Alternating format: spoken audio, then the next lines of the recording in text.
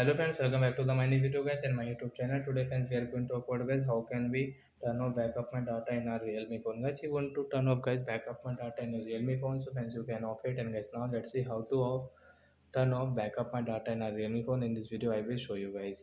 So before starting video friend, first of all go and subscribe the channel, click the bell icon, like my video. So then first of all open your phone setting to turn off backup my data setting. After on phone setting guys, scroll it friends, you can see this type of setting in your Realme phone. So friends, you will have to click on guys your system setting guys, tap here. Then guys scroll it and friends you can see guys your backup and reset option, tap here guys.